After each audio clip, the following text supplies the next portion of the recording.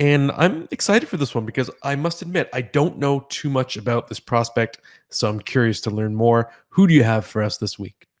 Well, I'm going to start by talking about Joshua Waugh. And if you go and look at dailyfaceoff.com, you'll see I did a story yesterday where I made him the header piece, guy that was very important at the Canadian World Junior team last year.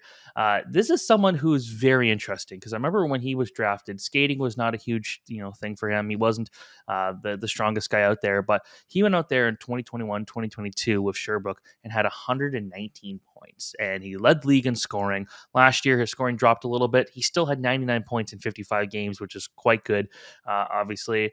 And now he's playing in Laval, where some people have been wondering, like, will his hot start lead to an NHL spot with Kirby Dock out? And his hot start has been 4 points in 2 games, which is very solid for your first real professional hockey games. He did get to play with Laval a few years ago in the playoffs, but that's not the same.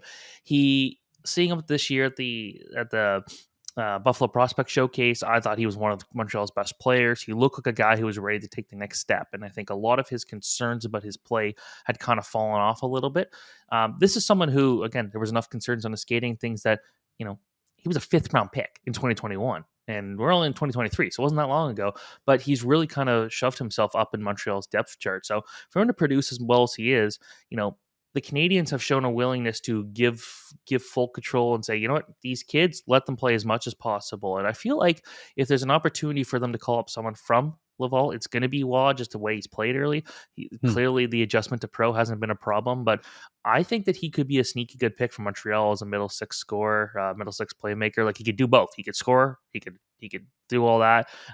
He's not afraid to get kind of under the grill of some players, and like there was a reason he was playing with Connor Bedard at the World Juniors for portions of the last two tournaments. It's like he's a guy who's skilled enough to play with that quality of player. So Hmm. someone had to play with Bedard, but he was someone that was called upon multiple times. So keep an eye out for him.